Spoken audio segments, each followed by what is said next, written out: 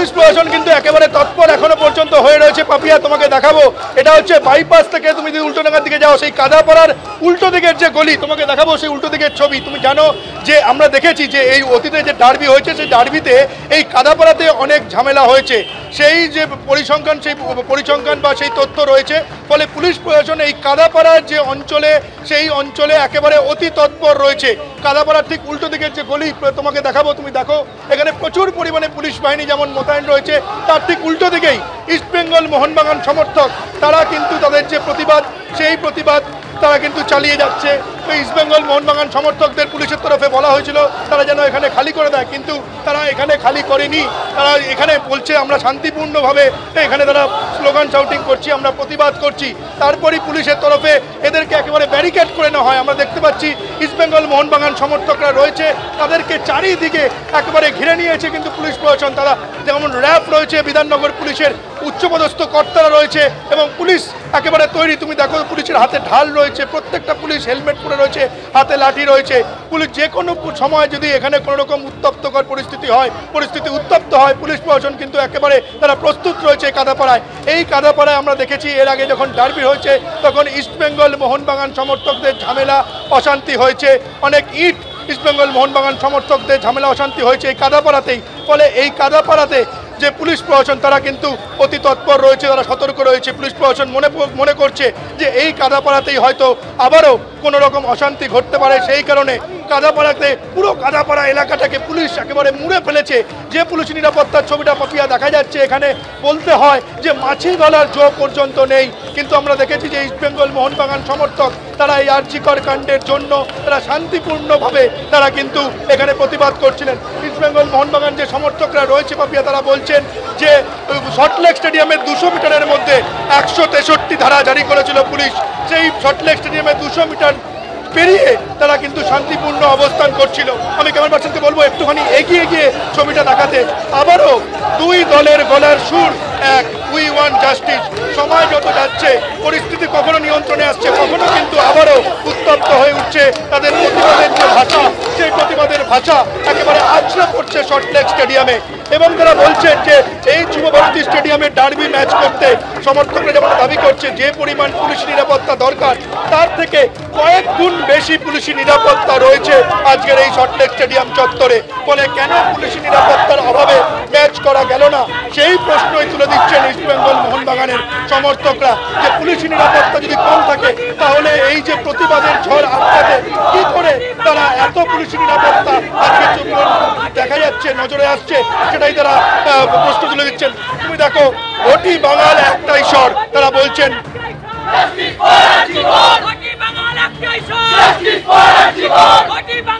তুমি পাপিয়া শুনতেই পাচ্ছ ইস্টবেঙ্গল মোহনবাগান যারা সমর্থক রয়েছে তারা বলছে যে ঘটি বাঙাল একটাই স্বর, জাস্টিস ফর আরজিকর। ফলে আরজিকর কাণ্ড আজকে যুযুধান দুই পক্ষ ইস্টবেঙ্গল মোহনবাগান। আজকে তারা যুযুধান নন, আজকে তারা সবাই একসরে বলছে বিচার চাই। তাই বিভিন্ন রঙের পতাকা দেখা গেলেও ইস্টবেঙ্গল মোহনবাগান মোহামেডানের, কিন্তু সব জায়গায় গিয়ে ফুটবলটাই প্রধান, আবেগটাই প্রধান এবং সেই স্বতঃস্ফূর্ত আবেগের নাম আজকে প্রতিবাদ। ছবিতেই স্পষ্ট। কথা বলবো, আমাদের সঙ্গে রয়েছেন আমাদের প্রতিনিধি সুদীপ্ত আচার্য। সুদীপ্ত,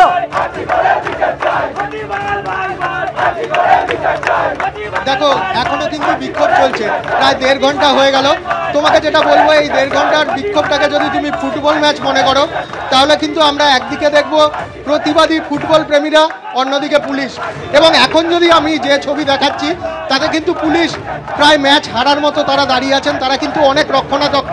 এবং অন্যদিকে ফুটবল প্রেমী যে জনতা, তারা কিন্তু ম্যাচ জেতার আনন্দে তারা কিন্তু মশগুল। এবং তারা যেটা বলছেন, এটা কিন্তু জেতার আনন্দ না, তাদের প্রতিবাদ যেটা করেছেন সেই প্রতিবাদ যখন সফল হবে তখন কিন্তু তারা আসল আনন্দ পাবেন। তারা যে ফ্লেক্স নিয়ে এসছেন, সেই ফ্লেক্সে লেখা রয়েছে দুই গ্যালারির একই স্বর, বিচার চায় আরজিকর। এবং তারা কিন্তু সংশোধন করে দিচ্ছেন, এখানে কিন্তু শুধুমাত্র ইস্টবেঙ্গল এবং মোহনবাগান না, কলকাতার 3 প্রধান অর্থাৎ ইস্টবেঙ্গল, মোহনবাগান এবং মোহামেডান, তারা কিন্তু কাঁধে কাঁধ লাগিয়ে লড়াই করছেন।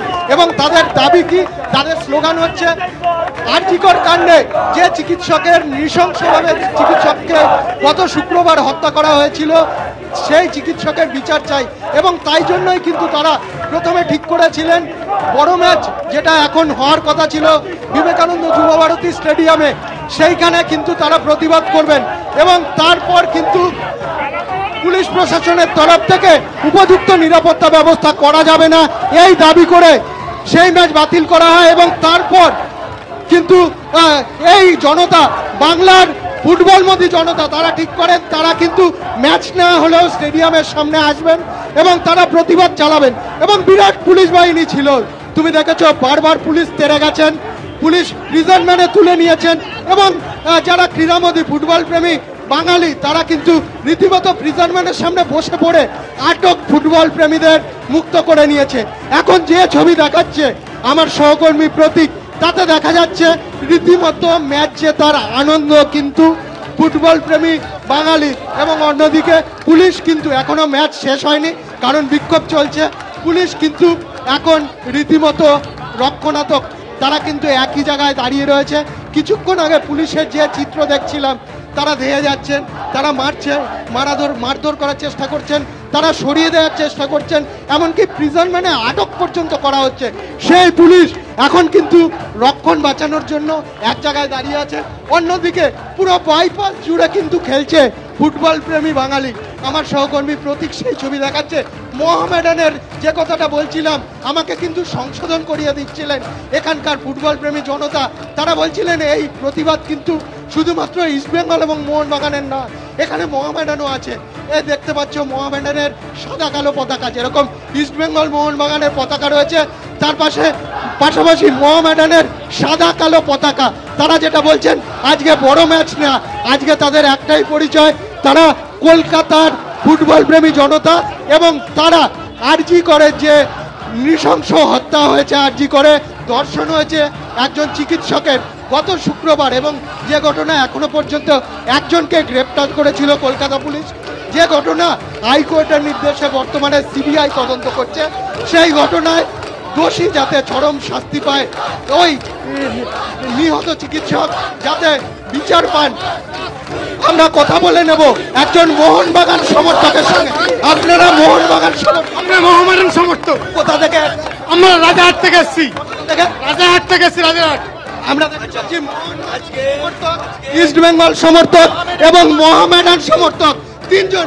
আমাকে একজন মোহনবাগান সমর্থক তিনি সংশোধন করিয়ে দিলেন যে শুধুমাত্র ইস্ট বেঙ্গল এবং মোহনবাগান না, তিন প্রধান ফুটবলমোদী জনতা আমরা দেখতে পাচ্ছি সেই ছবি।